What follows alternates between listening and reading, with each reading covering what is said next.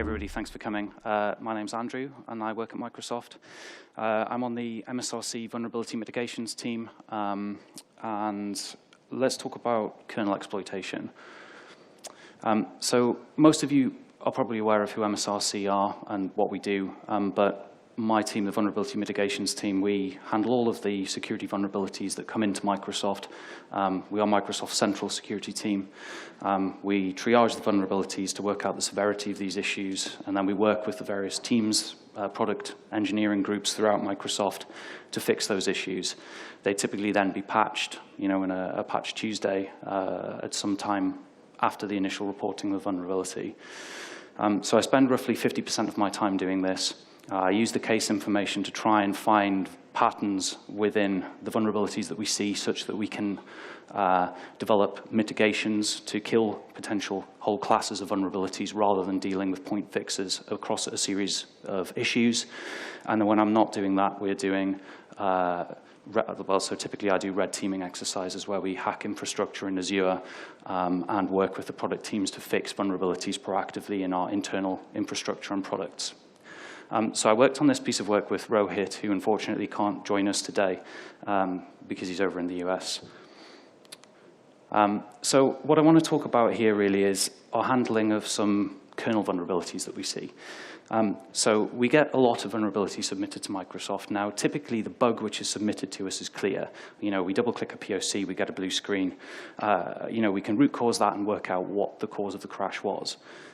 But the exploitability of an issue is not always apparent. And this is because we don't require, researchers and finders that we work with to give us a full exploit, because, we want to patch the operating system. We want to fix vulnerabilities proactively. And sometimes writing an exploit for some of these bugs, particularly in kernel, can, be more time-consuming than simply just fixing the vulnerability. And so for this reason, there are some classes of vulnerability that it can be hard to triage and work out what the real severity of that issue should be. And I guess I kind of want to talk here about a couple of outliers. So if we have an out-of-bounds read in kernel, for example, where the attacker is not able to retrieve the content of that read, typically we're going to call this a DOS. Maybe it's an information disclosure if you can probe the memory address, which is read or something, to work out whether it's resident, whether it's mapped, or whether it isn't. But not all bugs are equal here, right? There are some out-of-bounds reads that we see that potentially could be more critical than others. And there was one specific example that we got that got us talking. So let's cover the example which sort of led to us doing this, if you will, feasibility research study. And we'll talk about memory mapped I/O, so device drivers communicate with hardware which is attached to a system, potentially via MMIO. We'll talk about whether it might be possible, for example, to target MMIO ranges with a blind kernel read in order to be able to corrupt device state or device driver state, which runs on top of this, and whether there are exploit primitives which are applicable in that area. I'll cover some kind of reverse engineering over various drivers which implement MMIO, what we need to look for to work out whether a driver is using this or not, and some kind of interesting patterns that we've seen in there.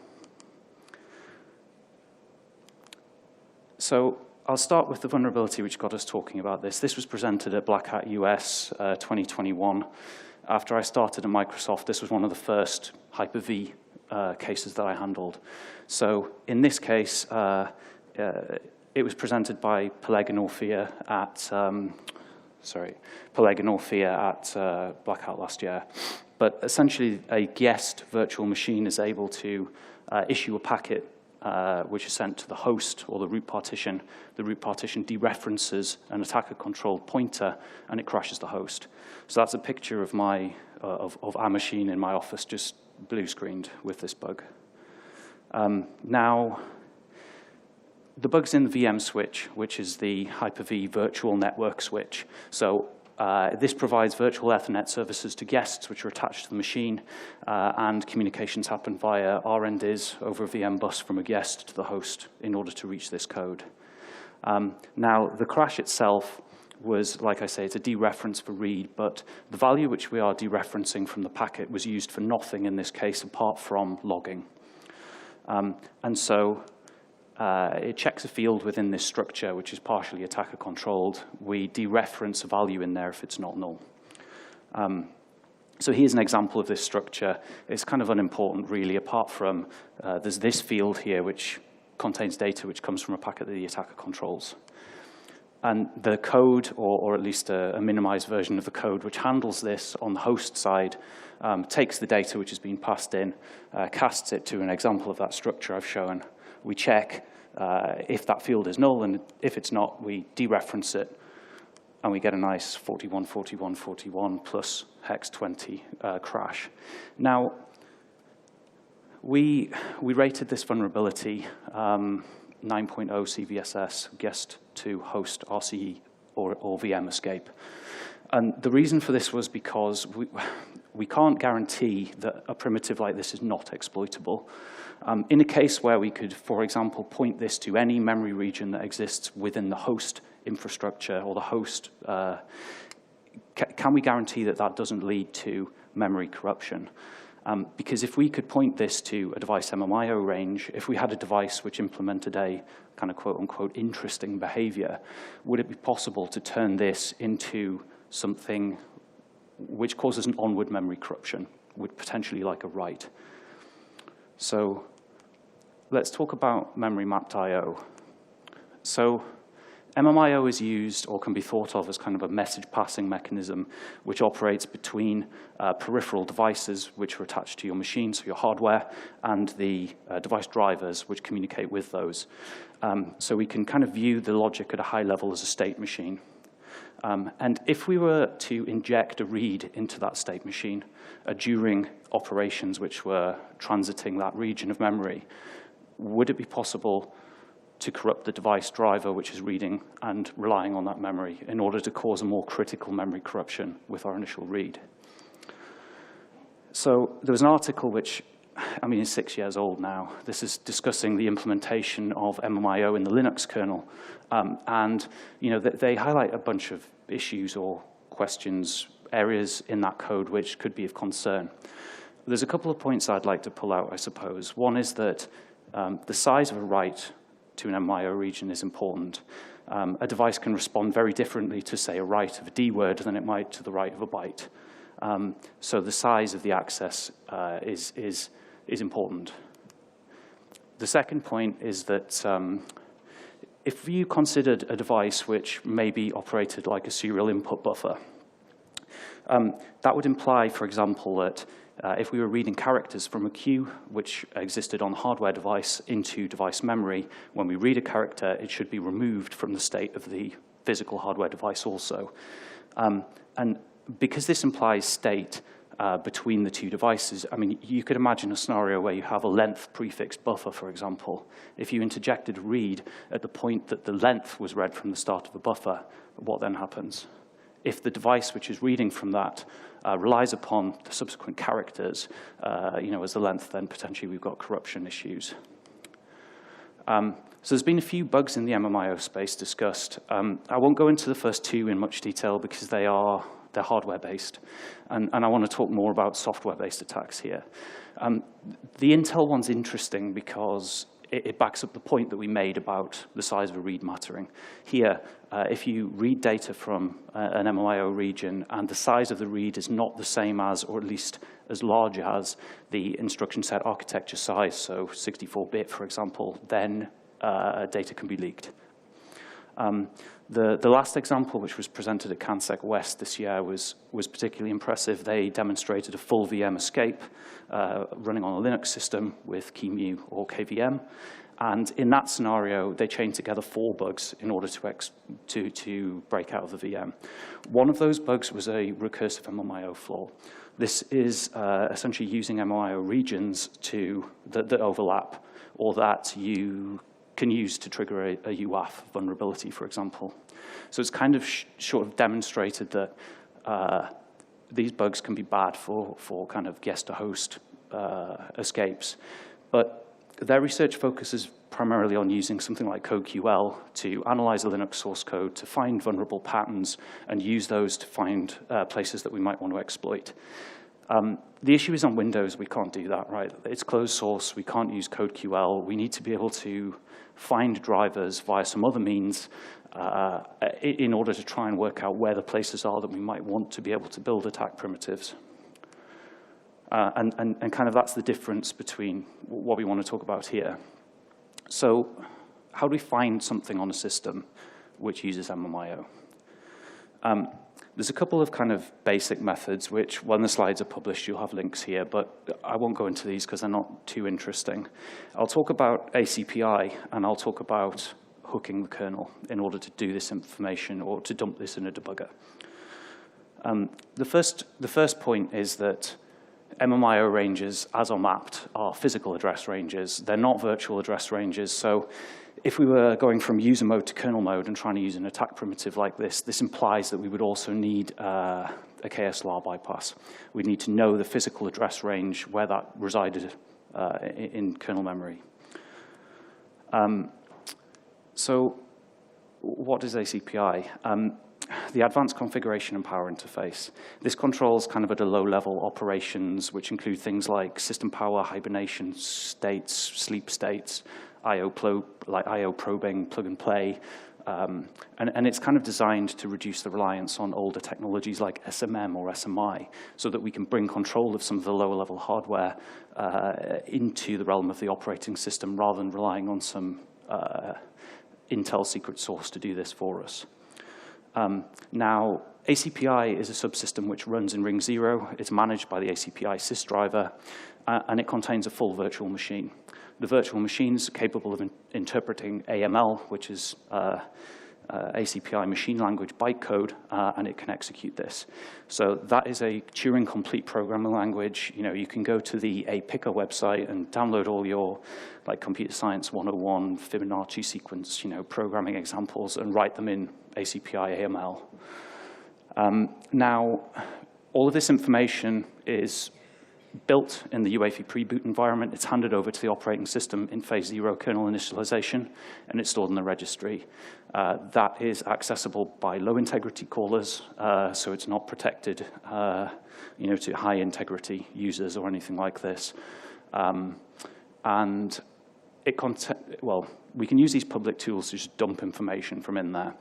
And as is relevant to our point here, there's a bunch of optional tables which exist within ACPI, one of which is the MCFG table, which contains PCIe configuration information for the system which you're running on. Now, we're told that that particular table is the express mapped configuration space address description table, which is a bit of a mouthful. But this contains information on all of the PCI devices which are registered on the system. So it contains the bus device function numbers, BDF, for every device which is attached to a bus and has been enumerated at system boot. So we can decompile these tables at runtime from the desktop operating system. We can dump the MCFG table. We can take the address of that and just pump it into a public tool like RW Everything. And if we do that, then we're able to see any devices on the system which have MMIO ranges registered. Now, I caveat this with, when I've been doing this on test systems, Hyper-V virtual machines do not have this table registered under a default configuration, at least. Physical hardware devices that I've tested do. So your mileage with this may vary. But using these tools, we're able to dump the ACPI table information, which will show us all of the optional tables that we have registered, and some of the compulsory ones, like the DSDT, which will contain all of your code for all of the devices attached to the system. Given those, we can extract the information to a DAP file and use the IASL decompiler to decompile that information. And in doing so, we'll get something that looks like this. It gives us a base address in physical RAM where the MCFG table is stored. If we take that and put it into the RW Everything tool, we'll get something like this for every device on the system. So I've selected one of the PCIe devices attached to this system, and we can see that it's a PCI bridge, so it's a root PCI to subordinate PCI bus, and we've got the memory range where that is mapped. So this is one way that we can enumerate all of the devices that exist on the system. We can then go find the driver for this and start to reverse engineer it. The other mechanism is hooking. So NTOS kernel exports a bunch of public interfaces from the memory management executive, which allow us to map an MMIO region to a physical kernel VAS, virtual address space. If we hook this and the associated unmapping, then we can get all of the entries on the system which use MMIO. Which is what I've just said. These are publicly exported, so it's fairly easy to do so. The slides that I'll publish will have scripts in them, but just for here, I've got a video. I think the guys at the back might have to click on play. So here we have a kernel debugger attached to a Windows VM. And just to prove that I'm not using any Microsoft secret source, we've got public PDB symbols. We're not operating on private symbols. We'll dump the map IO space and unmap routines that we've got symbols for just to prove they're there. Set a set of scripted breakpoints that just simply print out the physical addresses and the virtual addresses that are mapped as we go through so that we can see for every MMIO region mapping and unmapping the values which are used. And you get a ton of output in here for doing this, but if you issue something like a log off or sign out command, then typically at this point you're going to hit a bunch of these in the debugger. So by doing particular actions or exercising functionality of given pieces of hardware with these breakpoints enabled, gives you the ability to not only see where they come from in terms of drivers, but also what those are potentially used for, where they are mapped, and so on. So one of the things that we notice in the output when doing this is that in a bunch of places we kind of see this pattern where we map some memory to a given virtual address and then immediately unmap it again. And we go through this pattern where we map and unmap and we map and unmap. Now, from kind of like a fuzzing perspective, this makes things difficult because you can't just pick one of these regions and start to fuzz it because the chances are it's going to be immediately unmapped and then you're going to essentially segfault the system by reading an address which is no longer resident. There are some which, if you measure this early on in the boot process, remain resident throughout the full boot of the system. Here's some examples of those.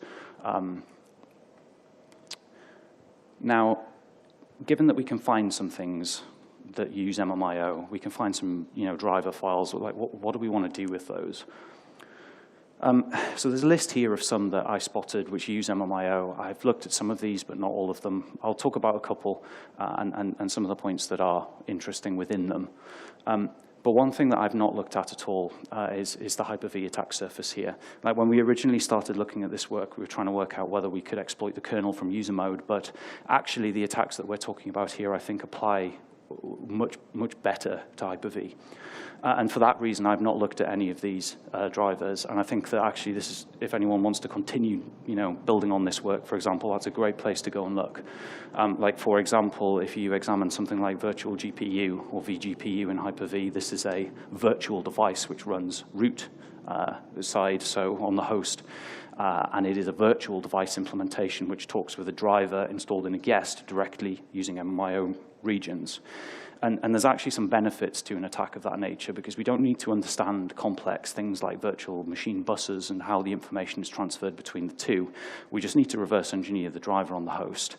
And if we find bugs in the way that it's handling the MMIO code, then, as an attacker, you completely control the guest, right? You don't need to worry about these physical address mappings. You can issue reads and writes and potentially even trigger particular actions within a given piece of hardware and then start to spray your writes or reads, for example.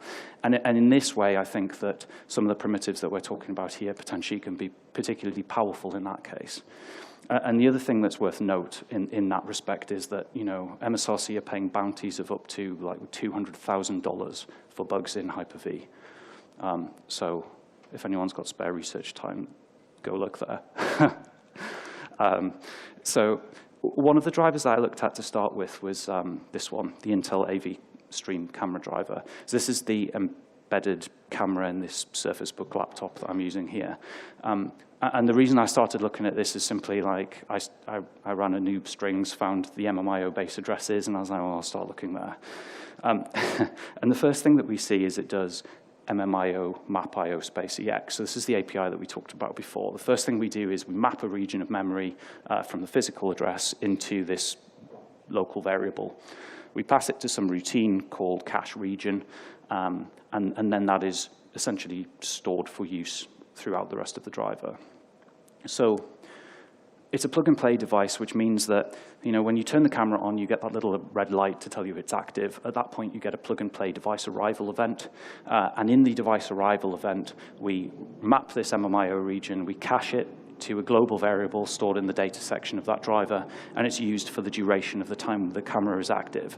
When we turn the camera off and the red light goes off, we'll get a device interface removal event, and these MMIO regions will be unmapped from memory. Accesses to those regions are, in this driver case, correctly synchronized so that there is not opportunity for race conditions within a given read routine. So apologies if you can't see this in too much detail at the back, but the detail's somewhat unimportant, really. This is the code which will issue an MMIO read. Basically, what we're doing here is, we get the call, we make sure that we're running at a DPC level, and if we're not, we'll raise the URL that the driver's running at. We'll acquire a spin lock to ensure that we're not going to be preempted. We'll read an offset from that MMIO range, and then we'll release the spin lock. So the other thing that's worth a note here is that we've got MML fence calls which prevent CPU speculation past these points. So I guess that's kind of an example of a good read function. We're issuing a single read from an MMIO region. We're ensuring that it happens atomically and that we can't be preempted when that happens. And we'll read a particular range into a result field, like drop the URL back down potentially and then return. Now, in the driver, this is used. So when we first map the region, we pass it to this cache routine, which basically stores it straight in a global variable, which is used throughout the rest of the driver. And that routine we've looked at just before uses one of these range offsets to read from that. Now, I guess what this is to say that this is typically kind of a common pattern that I've seen in some of these drivers, right? We map a region while we're going to use the device. We cache that somewhere, and it's available for use throughout the time that we're using it. And this is the original function that I showed you before. We map the address and we cache it. So if we examine cross-references in IDA to some of the places that use this code, in this one driver, there's 260 locations that do MMIO writes, and there's 180 that do reads. Now, a lot of those are not very interesting. They read performance counter information or something from the device and just use this to make various decisions. But I've included this example here because it's kind of a nice one, because it has some print statements in it and things, and it kind of makes it obvious what's going on. I don't think this particular one is exploitable, to be clear, but what's interesting here is the pattern, and it's the pattern that is more interesting. And this is kind of what I was hoping to see when we first started looking at these. We have a function which we're told is authenticate firmware. The first thing that we do in there is we do an MMIO region read, and then we're told that the value that we've read from the device is the security CTL register before authentication. We go off and we perform some function that I'm going to wave my hands past at this point, but afterwards we do a second read from the same MMIO region offset, and then we're told that the security CTL register after the device firmware has been authenticated is this. Now, as we've talked about, these do read calls correctly synchronized to make sure that operations happen atomically within themselves. But ultimately, what we're looking at here really is a potential double fetch vulnerability in the usage of the MMIO regions themselves, where we have this pattern that we issue a read, we perform some conditional operations, and we reissue the read. There's a chance to exploit a double fetch or a TOC2 in this case, right? And so this is kind of a pattern that's interesting. The second driver that I will talk about here is an entirely different class of driver. This is a bus driver, basically, to support integrated circuits. So specifically, it is to support the registration of devices onto a PCI bus. So when the system enumerates devices that are on a bus, they'll be registered with the bus bridge, and that contains a set of functions, for example, within a given device, which it is able to issue communications or commands to. So one of the things that we'll register is things like interrupt service routines and deferred procedure call handlers for a given device. We'll register things like D0 and D3 sleep state management functions, on prepare hardware, on release hardware functions, this kind of thing. Now, in this case, it's kind of our suspicion, I guess, that MMIO is employed here to support things like the registration of ACPI-compliant devices with a given PCI bus, which would mean that where a device supported something like a temperature cutoff sensor, then it can be registered with the ACPI subsystem, and ACPI can dynamically issue device I/O based upon interrupts that can be registered in that framework. So this means, at a kind of high level, you know, if you've just spent $2,000 on your brand new 4090 and it starts to overheat, right, you don't want it to burn out. So instead, what we'll do is we'll register an interrupt with that device, which will trigger, and essentially, you know, we'd be able to perform an action like triple fault the system in order to not, you know, protect the hardware and not burn it out. That's kind of the purpose of some of this. And so here's some code from within this driver, which does, you know, we can see we've got D0 entry and N exit. Those are device power management states, which kind of support, you know, the description that I've just given. And the code in here should, again, look very similar to the one before. We map an MMIO region, and once we've done it, we store it in some struct. And that struct is used throughout kind of access to this device. So this happens on prepare hardware, and we've got a similar routine on release hardware, which will do the reciprocal unmapping for this call. Now, we've already said that here, this is used to support registration of devices with a bus. So system control interrupts or SCI interrupts in ACPI can be raised on things like, I say, thermal event triggers. Those are registered with an ACPI AML control method, which runs inside that virtual machine that I already talked about in ring 0. Now, the question here is, like, basically, this exhibits the same pattern that we've just talked about in drivers. We have an MMIO region which is mapped for the duration of use for a device, and, you know, callbacks can be issued to the host OS, which happen to be executed inside a virtual machine, which is running a full programming language, which can do whatever it likes, including issuing device I/O requests. Yeah, essentially this means that it looks like we can target code that runs inside this bytecode interpreter in the same way that we can target code which runs on drivers.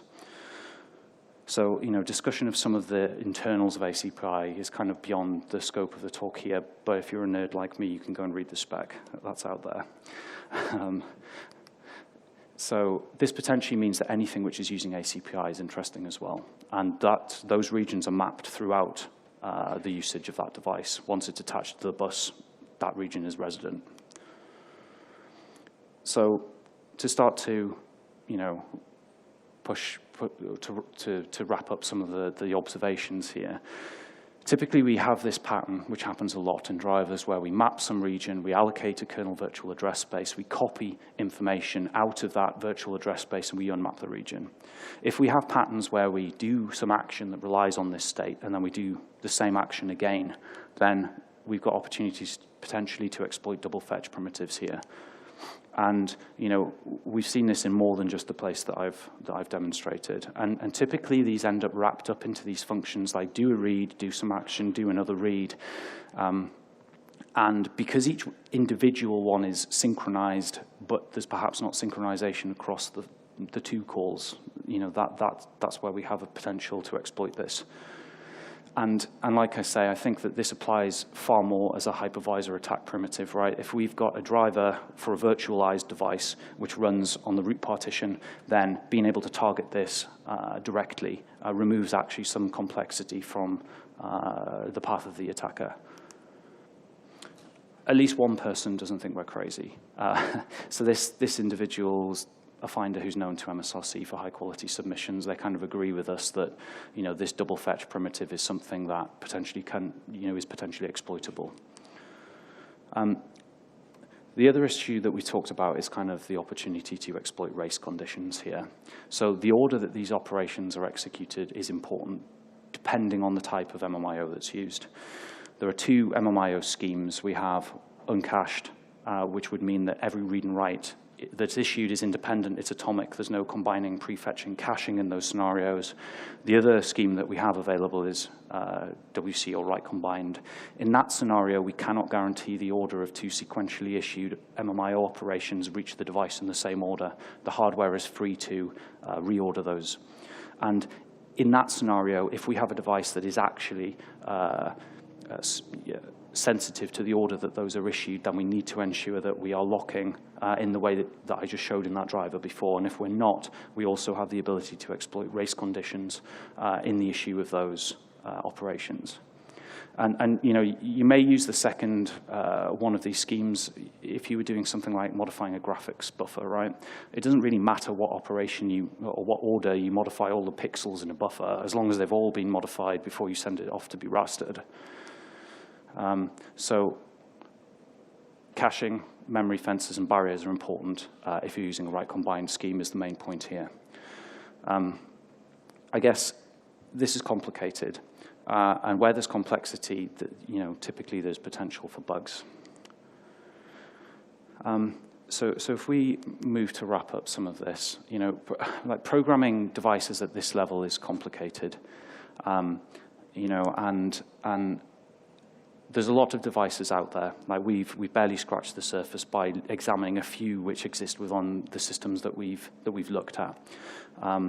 And, you know, I suppose the other point is that today, like, why would you go down to here and exploit this stuff when, you know, there's much lower hanging fruit out there? Like the number of bugs that I see in standard driver ioctls, which cause read and writes in kernel, you know, it's not really worth spending the effort down here in order to exploit this kind of a primitive, when it's much more easy to find an exploitable primitive in a, if you will, standard ring zero component.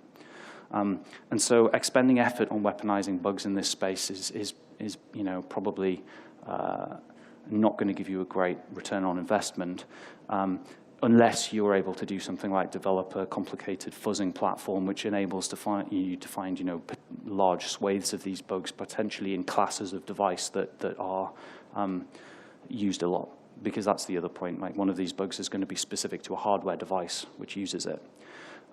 But the same is not true, like I say, for hypervisor exploitation. If you can find a virtual device implementation which runs on the root partition, which uses MMIO, it gives you a direct means of communicating with that code from a guest. And you know, in terms of theoretical discussions, like what could be more cool than getting RCE on a host from simply reading a memory buffer where you don't get any data returned? And so I guess like my final plea, I suppose, is like, you know, there's a ton of security researchers here.